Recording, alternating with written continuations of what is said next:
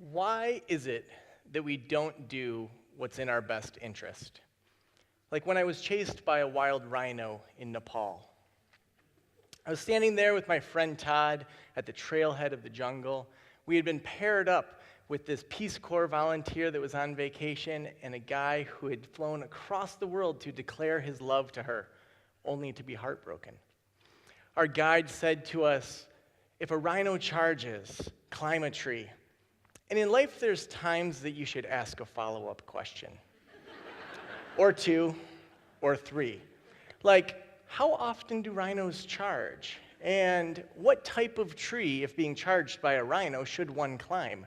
Or could you demonstrate the technique when I'm being chased by a rhino as to how to climb a tree? But I did not. We went on a 2-hour hike through the jungle, saw monkeys and little critters, and it started to feel like, well, maybe this rhino thing was just a way to build adventure and to have a sense of risk. And then we saw the rhino. It was about 30 feet away. I got my camera out because it was film. I didn't know what it was. I didn't know if it was going to look like a bush or a rhino. So, of course, I took a step forward. My friends aren't going to believe this. What if it's blurry? Of course, I'm going to take a step forward.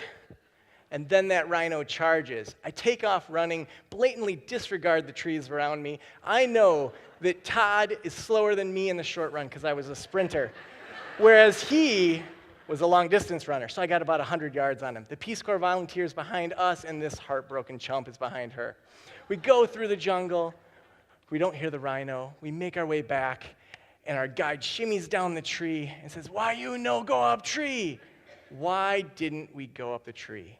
Why didn't we do what we knew was what was best for us in this crisis situation? I could have tried to climb a tree and got stuck between a tree and a rhino. I could have climbed it and slipped around it and had an awkward moment where a rhino's on one side of a tree and I'm on the other side. There's all these things that could have gone wrong. When we're going too fast, we go back to our primitive brain. I see this all the time as a therapist. And cutting-edge research that's coming out is showing us how our biggest aha moments come when we slow down, when we take time to look at a situation, when we practice it.